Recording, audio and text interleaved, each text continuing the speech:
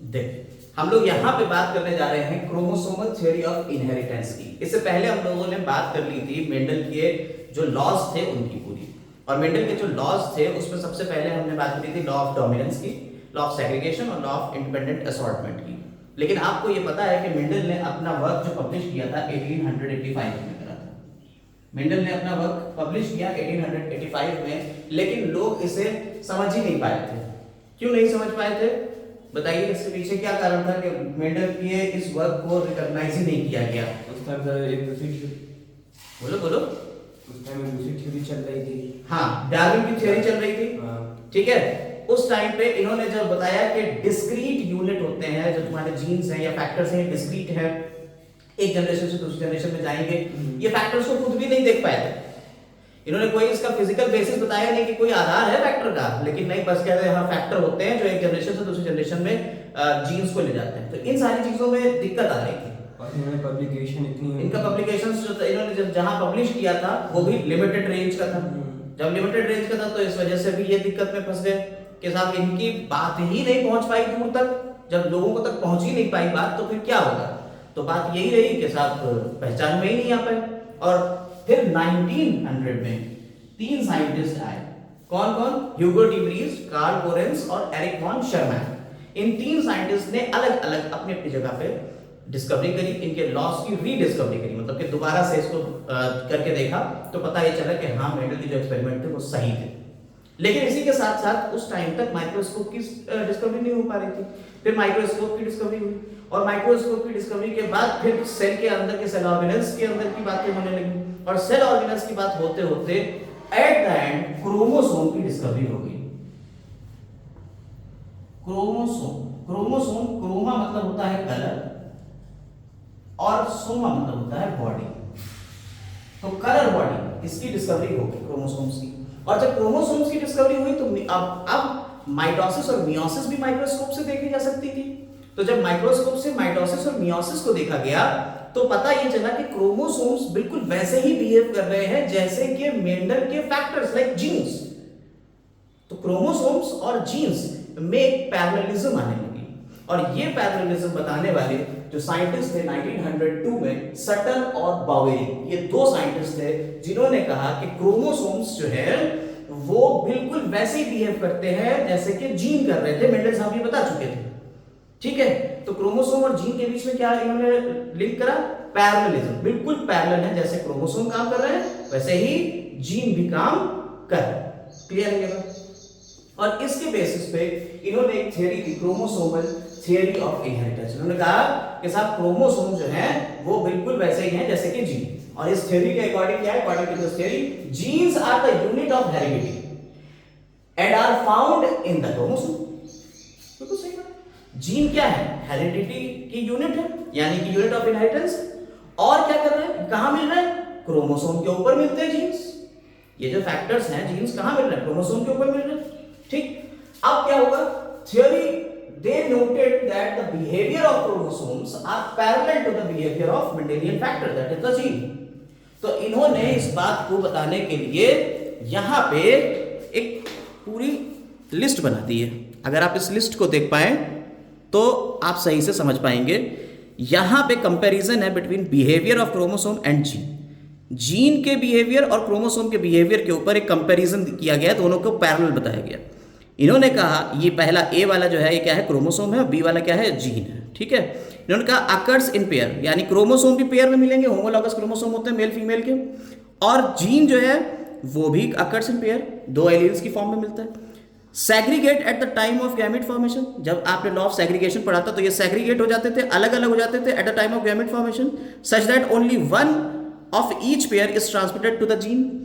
इस तरीके से सेग्रीगेट होते थे कि 2 में से सिर्फ एक पेयर ही जीन में जाता था। ठीक है, यहां पे इस तरह से सेग्रीगेट हो रहे थे। बिल्कुल ऐसे ही segregate at the gamete formation, and only one of each pair is transmit to the gamete. Same gene के लिए भी कंडीशन है। ठीक है, तो जीन की और क्रोमोसोम की कंडीशन आप समझ पा रहे हो। इधर फिर क्रोमोसोम में कहा independent pair segregate independently of each pair. ठीक है, ईच अदर। तो independent pair segregate independently of each other, और यहां कह रहे हैं one pair segregate independently on one on another, ठीक है, एनदर पेयर। क्लियर? तो ये पॉइंट आपको याद करना है, पैरेललिज्म है ये, इधर जीन क्रोमोसोम की है और इधर जीन के बारे में पैरेललिज्म बताई हुई है। किसने बताई थी? सटन और बोवेरी ने। ठीक, कोई दिक्कत? अभी इसको हम आगे एक्सप्लेन और करने जा रहे हैं थोड़ा सा। अभी देखते हैं पहले तो इस थ्योरी में क्या क्या है। अब अगर आप इस थ्योरी को देखें तो इस थ्योरी के सैलिएंट फीचर्स, कुछ सैलिएंट फीचर्स में सबसे पहला कहा है इन्होंने, लाइक हेरिडिटी ट्रेट्स, जैसे हेरिडिटी ट्रेट्स होते हैं यानी कि आपके जो गैमीट्स, जो जीन्स हैं, chromosomes retain their numbers, chromosome के भी नंबर, भाई जितने जीन के नंबर होते हैं वही क्रोमोसोम के भी नंबर रहते हैं, वो रिटेन करेंगे, अपना स्ट्रक्चर भी रिटेन करेंगे, अपनी इंडिविजुअलिटी को भी रिटेन करेंगे through out the life of an organism. आप किसी लाइफ में यानी एक ऑर्गेनिज्म के अंदर पूरी लाइफ क्रोमोसोम अपनी इंडिविजुअलिटी को मेंटेन रखते हैं, तभी तो गैमेट में जाएंगे। भाई अगर क्रोमोसोम इंडिविजुअल नहीं हुआ तुम्हारे अंदर, सोचो तुम्हारी एक सेल, उसके अंदर क्रोमोसोम इंडिविजुअल है, अब एक क्रोमोसोम दूसरे के साथ में मिक्सअप हो गया, दूसरा तीसरे के साथ में मिक्सअप हो गया, तो क्या होगा? क्रोमोसोम तो ब्लेंड हो जाएंगे, आपके जीन भी तो ब्लेंड हो जाएंगे, आपके कैरेक्टर अलग अलग कैसे रहेंगे? तो क्रोमोसोम भी अलग अलग रहते हैं किसी एक ऑर्गेनिज्म के अंदर, सेल। ठीक, the two neither get lost and not mixed up, ना ही ये खत्म होते हैं और ना ही एक दूसरे में मिक्सअप होंगे। क्रोमोसोम्स हमेशा पेयर में बने ही रहते हैं, इस तरह से अलग अलग ही रहते हैं। Clear? They behave as unit, और ये किस तरह से बिहेव करते हैं? यूनिट की तरह, ये फैक्टर है, यूनिट की तरह बिहेव करते हैं। Both the chromosomes as well as genes occur in pairs, अभी बात हमने बताई आपको कि क्रोमोसोम भी, अच्छा इसी के ऊपर तो जीन है ना, क्रोमोसोम के ऊपर ही जीन है, तो क्रोमोसोम भी पेयर में है, होमोलॉगस क्रोमोसोम, और जीन भी तो पेयर में ही रहेगा। नहीं समझ में आएगा? तो क्रोमोसोम और जीन दोनों क्या है? Occurs in pairs in the somatic and diploid cell. टू एक कंडीशन होना चाहिए, और सोमैटिक सेल है यानी कोई गैमेट एमिटी बना रही है, उसमें ऐसी कंडीशन आएगी। The two alleles of the gene, the two alleles of a gene pair are located on homologous sites। देखिए homologous site है, homologous मतलब एक दूसरे के बिल्कुल सेम लोकाई वाली, homologous sites on the homologous chromosome। और ये दोनों क्रोमोसोम कैसे है? homologous chromosome। homologous chromosome के बारे में हम आपको पहले बता चुके हैं। homologous chromosome वो होते हैं जिनकी सेम लंबाई होती है, एक आता है फादर से, एक आता है मदर से, और इसके ऊपर जीन की पोजीशन भी सेम होती है, उन्हें क्या कहते हैं? Homologous chromosome of each other. ठीक है, तो एक दूसरे के होमोलॉगस क्रोमोसोम होते हैं। The gamete contains only one chromosome. अब जब कभी गैमीट का फॉर्मेशन होता है, 2n से n कंडीशन आएगी, तो इसमें से एक ही क्रोमोसोम तो जाएगा एक गैमीट में। तो gamete contains one chromosome of a type and only one of the two alleles. और जब दो एलील है, मान लीजिए ये कैपिटल टी वाला है, कैपिटल टी वाला है, तो दो में से एक क्रोमोसोम जा रहा है तो एक पे कैपिटल टी है, और इधर एक क्रोमोसोम गया तो इस पे कैपिटल टी, तो एक एलील इधर गया, एक एलील इधर गया। नहीं समझे? तो क्रोमोसोम भी एक एक जाएगा गैमीट में, और एलील भी एक ही एक जाएगा। ठीक है, only one of the two alleles of the trait. अब आखिरी बात कह रहे हैं, the paired condition of both chromosomes, जो पेयर्ड कंडीशन है दोनों क्रोमोसोम्स की, as well as Mendelian factor are restored during fertilization। और जब फर्टिलाइजेशन होता है तो भैया एक गैमेट से ये आया, दूसरे गैमेट से ये आया, और फिर से T और T मिल गया, पेयर्ड कंडीशन रिस्टोर हो गई। जाइगोट जब बना आफ्टर फर्टिलाइजेशन, एक मेल गैमेट से आया यानी फीमेल गैमेट से आया, फ्यूजन हो गया, फर्टिलाइजेशन हुआ, तो रिस्टोर हो गई कंडीशन। ठीक, बोलिए कोई दिक्कत इसमें? नहीं। Following this synthesis of ideas, ये जो इन्होंने क्या करा, इन्होंने सिंथेसिस कर दी, यानी क्रोमोसोम्स के बिहेवियर की और मेंडेलियन कैरेक्टर्स की क्या करी इन्होंने? सिंथेसिस करके एक थ्योरी बनाई, जिस थ्योरी को आपने क्या कह दिया? Chromosomal theory of inheritance. और इस थ्योरी को एक्सपेरिमेंटली वेरीफाई करा था कि साइंटिस्ट ने, उस साइंटिस्ट का नाम था Thomas Hunt Morgan, T.H. Morgan. ठीक, थॉमस हंट मॉर्गन। मॉर्गन को भाई साहब हम फादर ऑफ एक्सपेरिमेंटल जेनेटिक्स भी कहते हैं। ठीक है, फ्लाई मैन ऑफ जेनेटिक्स भी कहते हैं। इन्होंने एक फ्रूट फ्लाई ली थी, ड्रोसोफिला मेलानोगास्टर। इस ड्रोसोफिला मेलानोगास्टर के ऊपर इन्होंने एक्सपेरिमेंट किए थे, जैसे कि मेंडल ने एक्सपेरिमेंट किए थे अपने किसके ऊपर? मटर के पौधे के ऊपर, पी प्लांट के ऊपर। बिल्कुल ऐसे ही इन्होंने फ्रूट फ्लाई के ऊपर अपने एक्सपेरिमेंट किए थे। हम फ्रूट फ्लाई के ऊपर भी डिस्कशन करने वाले हैं इसके आगे जो आगे बात होगी लिंकेज की। लेकिन अभी क्रोमोसोमल थ्योरी ऑफ इनहेरिटेंस के बारे में बात कर लेते हैं कि वो क्या होती है और कैसे वो आगे बढ़े। तो अगर आप यहां तक and his colleagues lead to the discovery of the basis of variation, और इस तरह से इन्होंने ये भी बताया कि सेक्सुअल रिप्रोडक्शन में वेरिएशन कैसे आता है। मॉर्गन एक्सपेरिमेंट्स के थ्रू, इस थ्योरीज के थ्रू इन्होंने आगे बढ़ाया और एक्सपेरिमेंट ये किसके ऊपर, ड्रोसोफिला के ऊपर। और ड्रोसोफिला यानी फल मक्खी होती है, जो आम और केले के ऊपर आप देखते हैं हरे रंग की मक्खी आके बैठ जाती है। अभी आम का जब सीजन आ रहा होता है तो आप देखते हैं जब आम खा रहे होते हैं तो हरे रंग की एक छोटी सी मक्खी आके बैठती है। That fly is called fruit fly, Drosophila melanogaster. और उसको इन्होंने एक्सपेरिमेंट्स के लिए नाम दिया और उसके ऊपर रिसर्च करी इन्होंने, किसने, थॉमस हंट मॉर्गन ने। और फिर इन्होंने आगे चल के लिंकेज की डिस्कवरी करी, लिंकेज का फिनोमेना किया। अभी हम लोग किसको पढ़ रहे हैं, क्रोमोसोमल बेसिस ऑफ इनहेरिटेंस, उसको भी एक्सपेरिमेंटली इन्होंने प्रूव किया, उसी से, किससे, ड्रोसोफिला के ऊपर एक्सपेरिमेंट करके। ठीक है, तो ड्रोसोफिला को जो है वो आगे बताएंगे कि क्या क्या कहते हैं और क्यों ड्रोसोफिला को लिया। जैसे मटर के पौधे को क्यों लिया था, मटर के पौधे को मेंडल ने क्यों लिया था, याद करिए। वो क्या होता है, हाँ, उसके एक मेटिंग से बहुत सारे ऑफस्प्रिंग निकल जाते हैं, लाइफ स्पैन छोटा होता है तो रिजल्ट इजीली हमें मिल जाते हैं। इसके अलावा और भी कंडीशंस थी कि इसके मेल फीमेल कैरेक्टर्स आसानी से बता सकते थे, डोमिनेंट रिसेसिव देख सकते थे, इसमें सेल्फ क्रॉस और सेल्फ पॉलिनेशन और क्रॉस पॉलिनेशन दोनों तरीके की पॉलिनेशन करा सकते थे। ठीक, आर्टिफिशियल पॉलिनेशन भी करा सकते थे। तो इतनी ढेर सारी कंडीशंस थी, इसलिए मेंडल ने लिया था मटर के पौधे को। बिल्कुल ऐसे ही इसके लिए भी किया गया है कि ड्रोसोफिला को क्यों लिया गया। अब हम लोग पहले क्रोमोसोमल बेसिस ऑफ इनहेरिटेंस, यानी कि अब आप ये समझ गए कि सब क्रोमोसोम्स जो है ना वही जीन की तरह बिहेव कर रहे हैं, पैरेलल है, दोनों बिल्कुल सेम सेम चल रहे हैं। अब इस बात को एक्सपेरिमेंटली प्रूव करना है। मेंडल के दो लॉज थे, तीन laws, law of segregation, law of independent assortment और पहला लॉ ऑफ डोमिनेंस। यहां हम मेंडल के दो लॉज को डिस्कस करेंगे, लॉ ऑफ सेग्रीगेशन और independent assortment according to chromosomal theory of inheritance, और प्रूव करके दिखाएंगे। देखिए साहब, जैसे जीन बिहेव कर रहा है वैसे ही क्रोमोसोम बिहेव करता है। किसने दी थी थ्योरी, सटन और बॉयल ने। इंडिविजुअल अलग अलग दी थी, यानी कि एक साथ मिलकर दे दी नहीं, अलग अलग एक्सपेरिमेंट करे थे। और दूसरा कब दी थी, 1902 में दी थी। क्लियर है, कोई दिक्कत नहीं। चल आगे देखते हैं इसको कि कैसे इन्होंने एक्सप्लेन किया।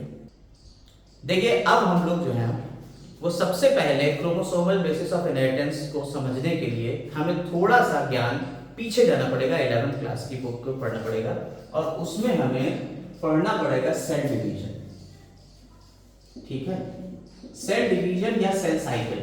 सेल साइकिल जो होता है उसमें हम लोग पढ़ते हैं, सेल साइकिल 3 पार्ट में डिवाइड होता है।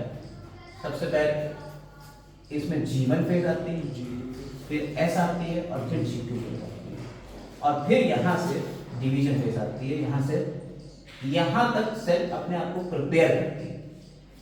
G1, S और G2 में सेल क्या कर रही है, अपने आप को प्रिपेयर कर रही है, इसीलिए इसे प्रिपरेटिव फेज भी कहते हैं। इंटरफेज में आती है, क्या कहलाती है, इंटरफेज। इसके बाद M फेज आती है, M phase for dividing phase, M phase आती है। ठीक है, इस फेज को फर्दर बांट दिया है 2 पार्ट में, कैरियोकाइनेसिस और साइटोकाइनेसिस। साइटोकाइनेसिस और कैरियोकाइनेसिस, यानी कि कैरियो मतलब हो गया न्यूक्लियस और काइनेसिस मतलब हो गया डिवीजन। साइटो मतलब साइटोप्लाज्म, काइनेसिस मतलब डिवीजन। यानी इसमें इस फेज में न्यूक्लियस का डिवीजन होगा और इस फेज में साइटोप्लाज्म का डिवीजन होगा। हमें फोकस करना है न्यूक्लियस के ऊपर क्योंकि क्रोमोसोम न्यूक्लियस के अंदर ही होता है। इस फेज को फर्दर बांट दिया है 4 पार्ट में, प्रोफेज, मेटाफेज, एनाफेज और टेलोफेज। ठीक, ये कॉन्सेप्ट समझ में आ गया, रिवीजन है और बहुत ज्यादा बड़ी रिवीजन है। अब प्रोफेज जो होती है उसमें क्या होता है, हमारे क्रोमोसोम्स जो होते हैं, सबसे पहले हमारे जो सेल, इस सेल के अंदर न्यूक्लियस है और chromosomes in the form of thread like structure. ये थ्रेड लाइक स्ट्रक्चर की फॉर्म में मिलेंगे, इन्हें हम क्रोमैटिक मटेरियल कहते हैं। क्या कहते हैं, क्रोमैटिक मटेरियल, क्रोमैटिक रेटिकुलम कहते हैं। ये जो थ्रेड्स हैं ये कंडेंस होना शुरू होंगे और ये क्या बना देंगे, क्रोमोसोम्स। और न्यूक्लियर मेम्ब्रेन डिसअपियर हो जाएगी, न्यूक्लियोलस डिसअपियर हो जाएगी, गोल्गी बॉडीज और एंडोप्लाज्मिक रेटिकुलम डिसअपियर हो जाएगी। इसमें प्रोफेज फर्स्ट या प्रोफेज। और प्रोफेज में ये डिसअपियर होने के बाद ये सारे क्रोमोसोम जब न्यूक्लियर मेम्ब्रेन ही डिसअपियर होगी, क्रोमैटिन मटेरियल क्रोमोसोम में आ गया, तो ये सारे के सारे क्रोमोसोम्स कहां आ गए? साइटोप्लाज्म में आ गए। ये सारे क्रोमोसोम कहां आ गए? साइटोप्लाज्म। यानी साइटोप्लाज्म में क्रोमोसोम्स का फॉर्मेशन हो गया पूरा प्रोफेज में। मेटाफेज में क्या होता है कि ये जो क्रोमोसोम्स हैं ये बीचों बीच में आ जाते हैं, ठीक है, सारे क्रोमोसोम्स। हम किसकी बात कर रहे हैं? माइटोसिस की। किसकी? माइटोसिस, यानी एक सेल से दो सेल बनने वाली स्टेज है। ये सारे क्रोमोसोम बीच में आ गए, स्पिंडल फाइबर से ये अटैच हैं। क्रोमोसोम में ये बीच वाला पार्ट क्या है? सेंट्रोमियर कहलाता है। तो सारे स्पिंडल फाइबर सेंट्रोमियर से अटैच होते हैं, ठीक है, ये स्पिंडल फाइबर्स। ये कौन सी स्टेज है? मेटाफेज, बीचों बीच में आ गए। एनाफेज में क्या होगा?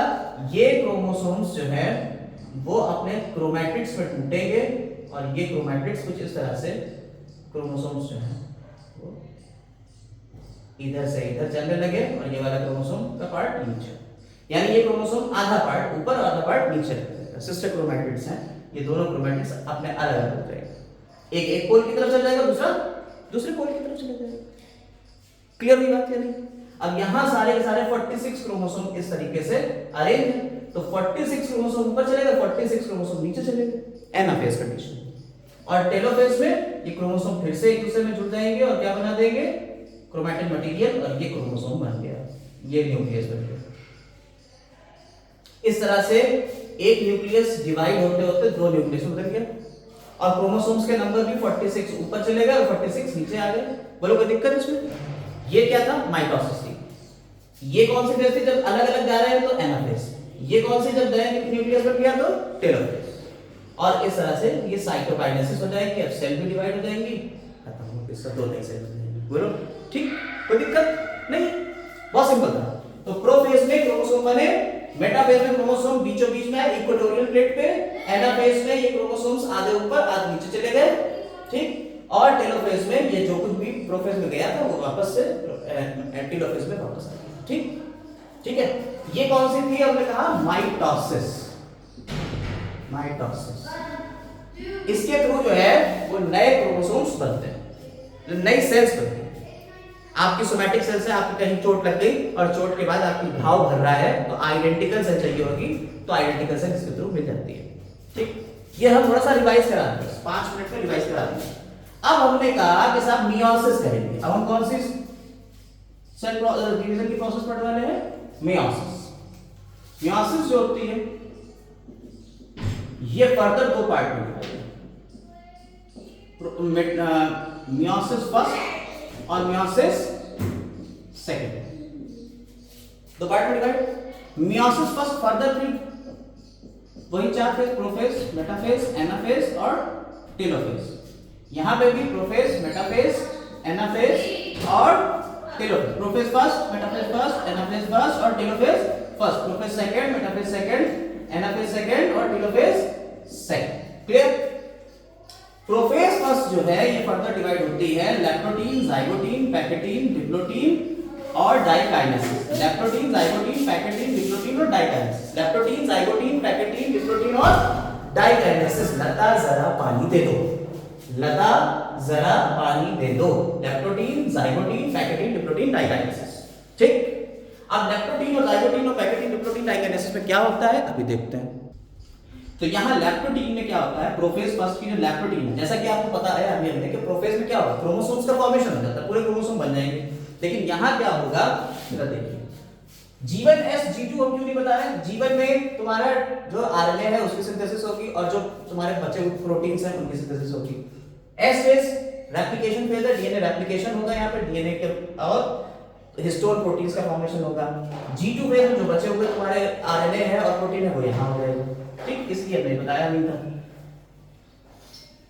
अब देखिए क्या हो रहा है, जब हम लैक्टोटीन की बात करेंगे, जाइगोटीन की बात करेंगे, पैकेटीन की बात करेंगे, डिप्लोटीन और डाइकाइनेसिस की बात करेंगे तो क्या होगा?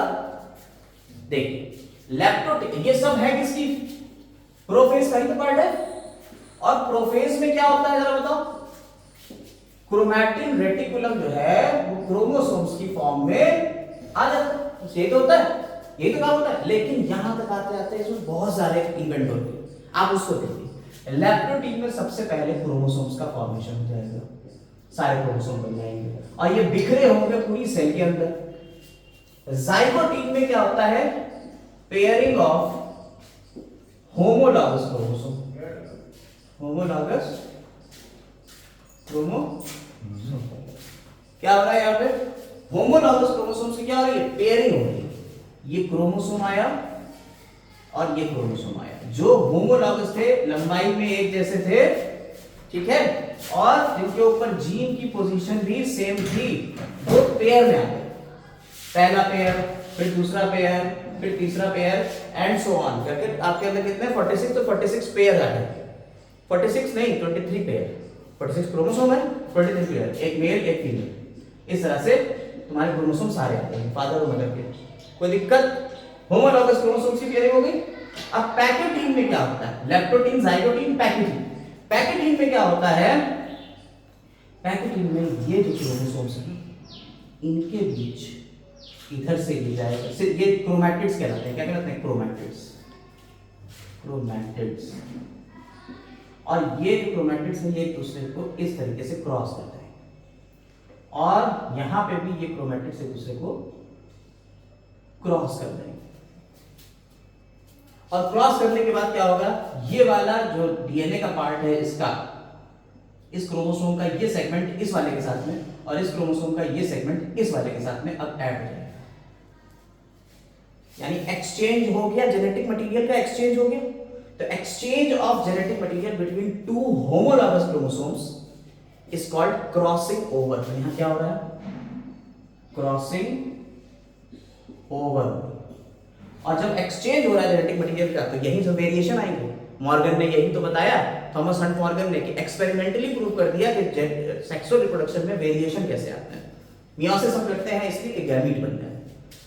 तो दो क्रोमैटिड्स के बीच में हो गया। अब इसके बीच जब यहां पे ये अलग होगा, तो जब ये अलग होगा तो एक पॉइंट पे ये कनेक्ट रहेगा, उस पॉइंट पे कहते हैं क्याज़मेटा। क्या कह देते हैं? क्याज़मेटा। इस क्याज़मेटा का फॉर्मेशन होता है डिप्लोटीन, और डाइकाइनेसिस में हो जाता है टर्मिनलाइजेशन। टर्मिनलाइजेशन यानी कि अब टर्मिनेट हो जाएगा, यानी पूरा प्रोसेस खत्म। क्लियर? इसके बाद प्रोफेज कंप्लीट हो गई, फर्स्ट वाली प्रोफेज फर्स्ट कंप्लीट हो गई, लैप्टोटीन जाइगोटीन का। अब मेटाफेज आई। मेटाफेज में क्या होता है? जो पेयर्ड क्रोमोसोम है ना, पेयरिंग वाले क्रोमोसोम, ये एक दूसरे के साथ आके खड़े हो जाएंगे आमने सामने। मेटाफेज में भी बताया सब बीचों बीच में आ जाते हैं सारे। तो सारे क्रोमोसोम, एक ये पहला पेयर, दूसरा पेयर, तीसरा pair and so on, 23 pair हो गए, 23 पेयर। और एक क्रोमोसोम से ये स्पिंडल फाइबर्स लगे। जरा ध्यान से देखते रहना, मेटाफेज में क्रोमोसोम बीचों बीच में आ गए, लेकिन पिछली वाली मेटाफेज में 46 क्रोमोसोम आए थे। यहां 46 क्रोमोसोम जो है लेकिन पेयर में आए, 23 ऊपर है 23 नीचे है। वहां क्या हो रहा था? 46 एक ही लाइन में। यानी जब माइटोसिस हो रही थी, एक सा ही क्रोमोसोम के नंबर चाहिए थे नई सेल में, सेम सेल्स बनाना थी, आइडेंटिकल सेल्स, तो 46 क्रोमोसोम एक साथ अलाइन हुए। लेकिन जब मियोसिस हो रही है तो 23 पेयर अलाइन हुए। Meiosis first, metaphase first. समझ में आई बात? बोलो। अब क्या होगा?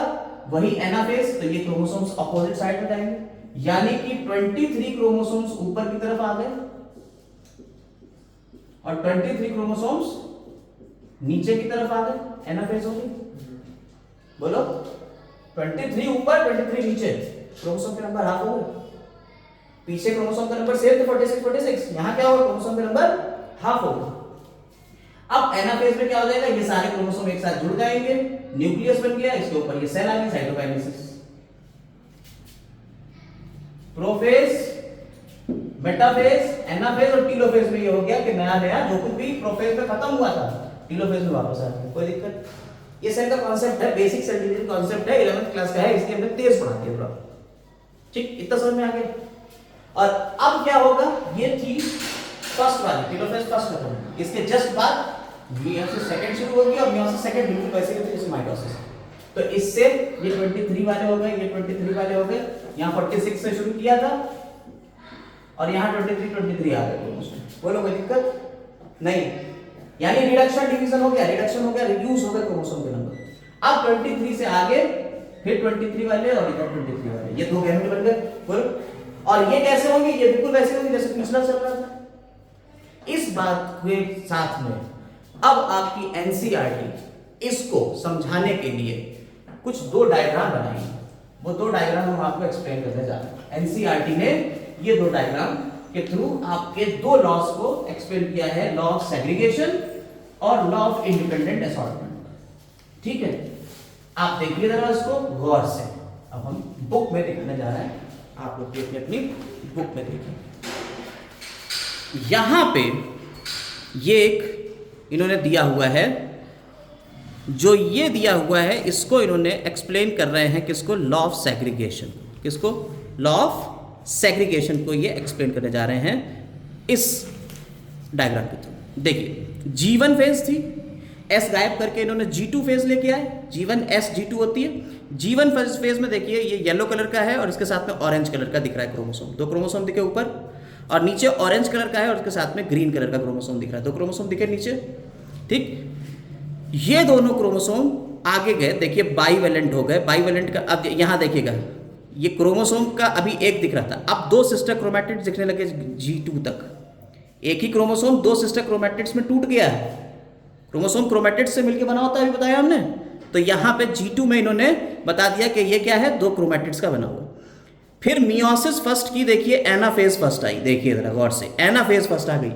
प्रोफेज मेटाफेज सब हटा दी इन्होंने, एनाफेज में सीधा लाए। और एनाफेज में क्या होता है, हमने आपको बताया, होमोलॉगस क्रोमोसोम की पेयरिंग हो गई। देखिए येलो वाला किसके साथ पेयर बना चुका है, ऑरेंज वाले के साथ में। इधर ऑरेंज वाले ने ग्रीन वाले के साथ में पेयर बना रखा है, दिख रहा है। अब 23 ऊपर होंगे, 23 नीचे, यहाँ दो दो लिया है तो दो ऊपर है दो नीचे, आधे क्रोमोसोम ऊपर चले जाएंगे, आधे क्रोमोसोम नीचे चले जाएंगे। क्लियर हो गई बात। अब देखिए जब आधे क्रोमोसोम ऊपर चले गए, आधे क्रोमोसोम नीचे चले गए, तो नेक्स्ट सेल देखिए मियोसिस सेकंड दिखा दी, यानी कि इन्होंने बाकी सारे प्रोसेस बीच से गायब कर दिए। यानी प्रोफेज गायब करी, मेटाफेज गायब करी, तो एनाफेज पे सीधे आए। ठीक, देखो सीधे एनाफेज पे आए। और इधर फिर एनाफेज के बाद टीलोफेज हटा दी, प्रोफेज हटा दी, मेटाफेज हटा दी, फिर एनाफेज पे आ गए। समझ पाए इस बात को या नहीं। ये सेल डिवीजन का जो साइकिल हमने पूरा समझाया अभी आपको, उस साइकिल को इन्होंने किस तरह से करा हुआ है, इस साइकिल को इन्होंने यहां पे देखिए इन्होंने दिखाया G1, फिर G1 के बाद क्या आता है, S आता है, हटा दिया। इसके बाद क्या आता है G2, तो G1 दिया, G2 दिया, S हटा दी। फिर इसके बाद क्या शुरू होती है, प्रोफेज हटा दी, मेटाफेज हटा दी, एनाफेज पे आ गए। किस पे आ गए, एनाफेज। और ये सब फर्स्ट वाले चल, prophase first, metaphase first, anaphase, ये डायरेक्ट एनाफेज के ऊपर आ गए। ठीक, वो भी फर्स्ट वाला। इसके बाद क्या आएगी, टीलोफेज आएगी, टीलोफेज आएगी ना, मेटाफेज, एनाफेज, टीलोफेज। इसके बाद फिर दो सेल बन जाएंगे और दो सेल से फिर उनके बाद आगे कॉन्सेप्ट आएगा प्रोफेज सेकंड, फिर मेटाफेज सेकंड, और फिर आएगा एनाफेज सेकंड। तो ये डायरेक्ट इस पे आ गए एनाफेज सेकंड के ऊपर। दिखा आपको, दिखा ना, एनाफेज सेकंड के ऊपर आ गए। और फिर इसके बाद नई सेल बना देंगे, यानी दो गैमेट सेल बना देंगे। एक से दो सेल बन गई, भाई जब एनाफेज फर्स्ट होगी तो एक से दो सेल बनी एनाफेज फर्स्ट में, और एनाफेज फर्स्ट के बाद ये दो सेल फर्दर डिवाइड कर जाएंगे। यही चीज इन्होंने आपकी बुक में दिखाई हुई है। एक सेल थी, उससे पहले दो सेल बनाई, उसके बाद ये चार सेल बनाई। ये चार सेल क्या है, गैमीट्स हैं। ये दो सेल एन कंडीशन, ये 2n से शुरू करा था, ये एन वाली दो कंडीशन हो गई, और यहां पे भी ये एन हैप्लॉइड। बोलो समझ आया या नहीं है। अगर कहीं कोई दिक्कत हो तो पूछ लो अभी। आ गया, ठीक। अब आप इसको फिर से देखिए अपनी बुक में, यहां समझिए। जब आप इसमें देखते हो तो आप क्या देख रहे हो, वही चीज जो पीछे अभी हमने बताई, G1 G2 एनाफेज पे आया। एनाफेज में क्या हुआ, ये बाईवेलेंट थे, यानी दो क्रोमोसोम एक दूसरे के साथ साथ थे, आधे ऊपर चले गए, आधे नीचे चले गए। तो अब जब दूसरी सेल बनी तो उसमें ये फिर क्रोमोसोम आ गए, आधे आधे हैप्लॉइड हो गए, आधे आधे आ गए। अब क्या हुआ, दो सेल बन गई, एक से दो बनी। अब इसके बाद क्या होगा, अगला जब ये टीलोफेज पूरा करेगा तो दो सेल फिर बन जाएंगी, एक से दो, और इधर एक से दो, चार सेल आ गई, ये चार गैमेट बन गए। जर्म सेल लिखा हुआ है यानी गैमेट्स बन गए। बोलो कोई दिक्कत इसमें नहीं। अब लॉ ऑफ सेग्रीगेशन इससे कैसे एक्सप्लेन, साहब लॉ ऑफ सेग्रीगेशन तो इसमें आपने बताया नहीं, आप तो मियोसिस और माइटोसिस बताते रह गए। लॉ ऑफ सेग्रीगेशन ये कहता है कि क्रोमोसोम्स जो होते हैं वो अलग अलग रहते हैं। देखिए क्रोमोसोम हमेशा अलग अलग रहे। गैमीट में देखिए ये क्रोमोसोम अलग अलग चले गए।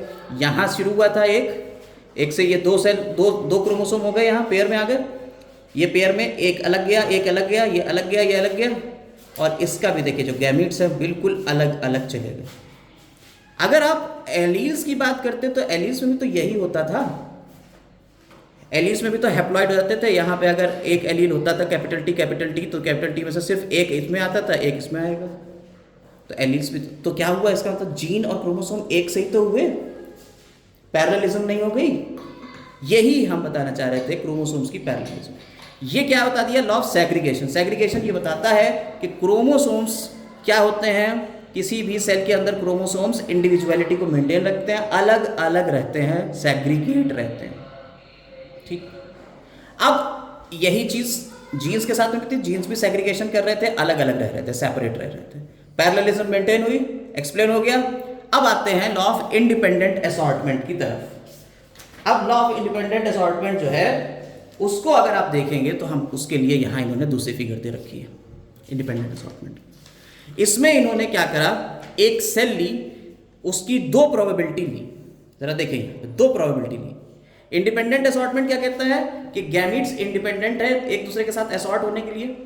याद करिए इंडिपेंडेंट असॉर्टमेंट ये तो कहता था कि आपके जो क्रोमोसोम्स के अंदर जीन है वो जीन इंडिपेंडेंट है, किसी भी के भी साथ असॉर्ट हो सकते हैं। इसीलिए हमने राउंड येलो और रिंकल्ड ग्रीन से शुरू किया था और हमें मिला क्या था, राउंड येलो मिला था, रिंकल्ड ग्रीन मिला था, फिर राउंड ग्रीन मिला था और रिंकल्ड येलो मिला था। 4 मिल गए थे इंडिपेंडेंट असॉर्टमेंट में। रिकॉल करिए उसको। बिल्कुल ऐसे ही यहां पे भी होगा। प्रोबेबिलिटी 1 ली है इन्होंने प्रोबेबिलिटी 1 ली है कि एक तुम्हारा ऑरेंज कलर का है जो वाइट ग्रीन कलर के साथ में है क्रोमोसोम, और इधर क्या करा, येलो कलर का क्रोमोसोम है जो रेड कलर के साथ में है क्रोमोसोम। दिख रहा है। अब इस पे हमने दो जीन भी रख दिए, एक कैपिटल वाई रखा और इधर हमने स्मॉल आर रखा ग्रीन वाले पे। ऐसे ही इधर हमने क्या रखा, स्मॉल वाई रखा और इधर हमने कैपिटल आर रख दिया। अब जरा गौर से देखिएगा, नेक्स्ट जनरेशन जब आई तो इसमें क्या हुआ, ऑरेंज वाला ग्रीन वाले के साथ है और येलो वाला रेड वाले के साथ है। दिख रहा है, जैसा यहाँ शुरू हुआ था वैसा यहाँ हो गया। और इससे जो गैमीट बने तो येलो वाई वाला देखिए ऑरेंज वाला ग्रीन के साथ में, और इधर भी सेम कंडीशन, जो ऊपर था वैसे ही नीचे उतर गया गैमीट्स में भी। ठीक, यानी capital Y small R, capital Y small R gamete बन गया। अगर हमने यहाँ से शुरू करते कैपिटल वाई स्मॉल आर से तो गैमीट ये आता, ये फर्स्ट प्रोबेबिलिटी थी। लेकिन अब ये क्रोमोसोम कोई किसी ने ये तो कहा नहीं कि नहीं साहब तुम ऑरेंज वाले हो और ग्रीन वाले के साथ ही रहोगे, ऐसा तो नहीं कहा। तुम ऑरेंज वाले हो रेड वाले के साथ रह लो, दूसरी प्रोबेबिलिटी, और तुम येलो वाले हो तुम ग्रीन वाले के साथ रह लो, दूसरी प्रोबेबिलिटी। यानी कि ये क्रोमोसोम्स इंडिपेंडेंट है किसी दूसरे के साथ में असॉर्ट होने के लिए, साफ साफ दिख रहा है। और अगर ऐसी कंडीशन होती, देखिए कैपिटल वाई के साथ कैपिटल आर लिया हुआ है, स्मॉल वाई के साथ स्मॉल आर लिया हुआ है, और यहां जरा नीचे देखिए इसके गैमीट्स जो बनेंगे सेम उसी मैनर में, कैपिटल वाई के साथ कैपिटल आर हो गया, जबकि इधर क्या था, कैपिटल वाई के साथ स्मॉल आर था। यानी कि गैमीट्स में हर कोई प्रोबेबिलिटी आ सकती थी। हमने गैमीट और क्रोमोसोम को देखिए पैरेलल दिखा दिया, जीन्स और क्रोमोसोम को। कैपिटल वाई कैपिटल आर भी हो सकता था, और इधर capital Y small R, capital Y capital R. तो इधर जीन्स और क्रोमोसोम एक दूसरे के पैरेलल प्रूव हो गए, इंडिपेंडेंट असॉर्टमेंट हो गया। बोलो कोई दिक्कत? तो हमने इंडिपेंडेंट असॉर्टमेंट को क्रोमोसोमल बेसिस ऑफ इनहेरिटेंस से भी समझा दिया, और सेग्रीगेशन को भी क्रोमोसोमल बेसिस ऑफ इनहेरिटेंस से भी समझा दिया। इस तरह से हमारा क्रोमोसोमल बेसिस ऑफ इनहेरिटेंस खत्म होता है। अगर कोई दिक्कत है तो अभी बता दीजिए। एक बार हम फिर से रिवाइज कर देते हैं इस बात को और समझा देते हैं एक बार फिर से शॉर्टकट में 5 मिनट के अंदर, ठीक है। क्रोमोसोमल बेसिस ऑफ इनहेरिटेंस हमें कब समझ में आया? पहली बात तो ये, क्योंकि मेंडल साहब जो थे उन्होंने अपने जितनी भी रिसर्च थी, रिसर्च पेपर में छपवा दी थी, पब्लिश कर दी थी 1885 में। क्वेश्चन भी हमने आपसे पूछा था कि उन्होंने कब अपनी रिसर्च पब्लिश करी, कल ही जब वर्कशीट लगा रहे थे तो उसमें क्वेश्चन था 1885 पब्लिश कर। पब्लिश करने के बाद ये अननोटिसेबल रहा, मेंडल की ये बातें अननोटिसेबल रही। ऐसा क्यों हुआ, नोटिस क्यों नहीं करी गई, लोगों ने क्यों नहीं इसको देखा, इसके पीछे भी रीजन आप ये दिए हुए, और रीजन एनसीईआरटी में दिए हुए हैं, हम पढ़ रहे हैं, आप यहाँ पे देख सकते हो। एनसीईआरटी में पहला रीजन दिया हुआ है जहां पे आपका क्रोमोसोमल बेसिस ऑफ इनहेरिटेंस हुआ, उसमें पहला रीजन दिया हुआ है, firstly communication was not easy, communication easy नहीं था, यानी कि उस टाइम पे इतना आसान नहीं था कि आपने इंटरनेट पे डाला और सारी की सारी चीजें वायरल हो गई, ऐसा नहीं था, कम्युनिकेशन इजी नहीं था, तो क्या उन्होंने पब्लिश किया। In those days his work could not be widely published, उनका वाइडली पब्लिश नहीं हुआ था वो वर्क।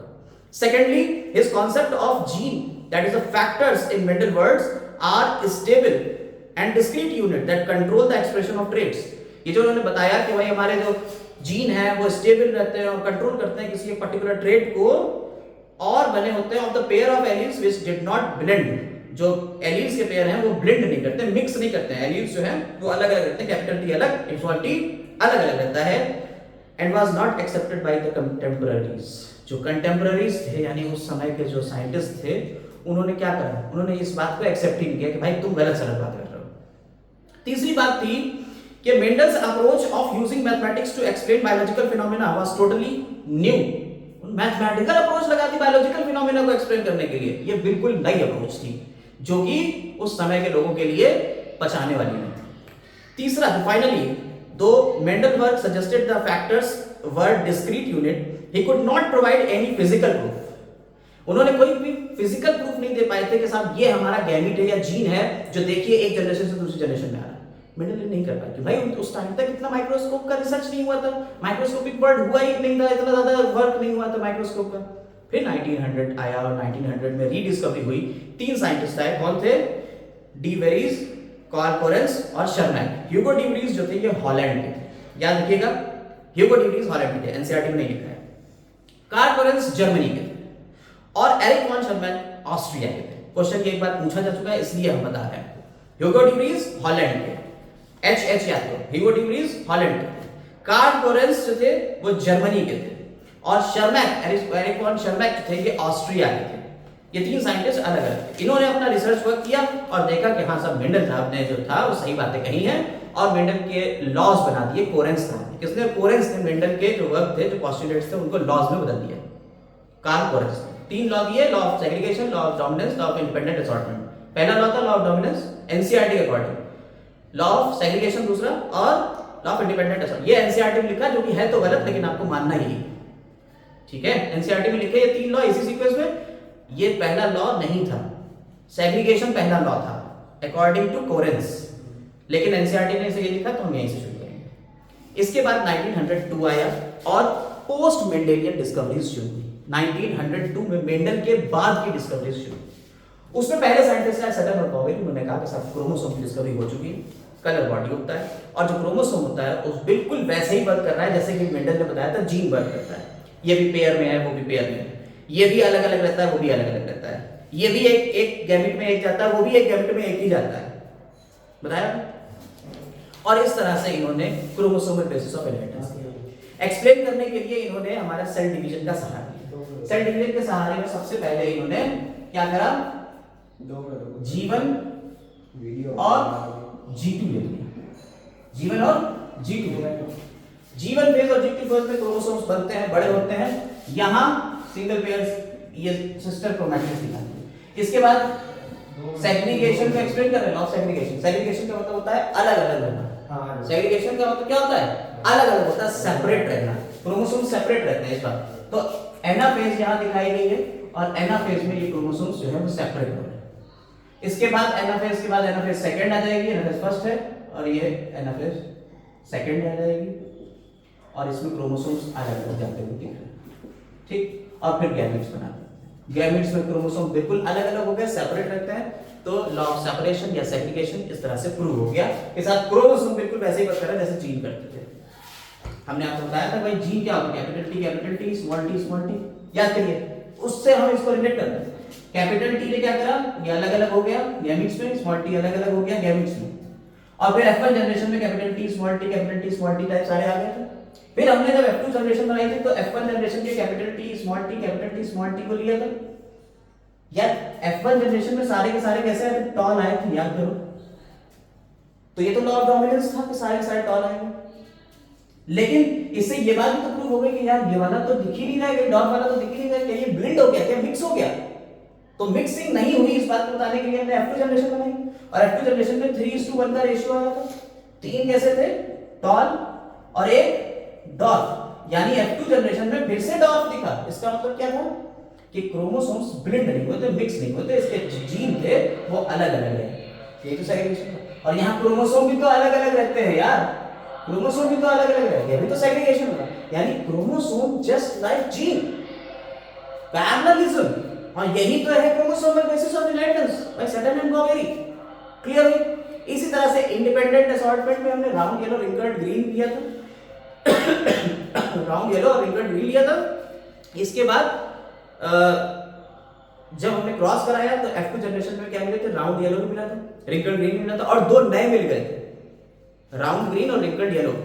ये इसलिए मिले थे क्योंकि उन्होंने अपने असॉर्टमेंट को दिखाया, वो इंडिपेंडेंट थे किसी दूसरे के साथ असॉर्ट, किसी दूसरे के साथ छोड़ने के लिए। जैसे कि हमने प्रोबेबिलिटी 2 लेके दिखाई कि क्रोमोसोम जो है ऑरेंज वाला ग्रीन के साथ में हो सकता है या ऑरेंज वाला येलो के साथ में हो सकता है। वो दो प्रोबेबिलिटी, तो जैसे प्रोबेबिलिटी आएगी वैसा तुम्हारा रिजल्ट आ जाएगा। Independent assortment clear, chromosomal basis of inheritance clear हो गया। और इसको एक्सपेरिमेंटली प्रूव किसने किया था? थॉमस हंट मॉर्गन ने। मॉर्गन ने कौन सा चीज ली थी? फ्रूट फ्लाई, उसके ऊपर रिसर्च करी। अब हम लोग यहीं से शुरू करने जा रहे हैं लिंकेज थॉमस एंड मॉर्गन और फ्रूट फ्लाई। अगली वीडियो में हम लोग इसे देखेंगे। इस वीडियो के लिए बस इतना ही।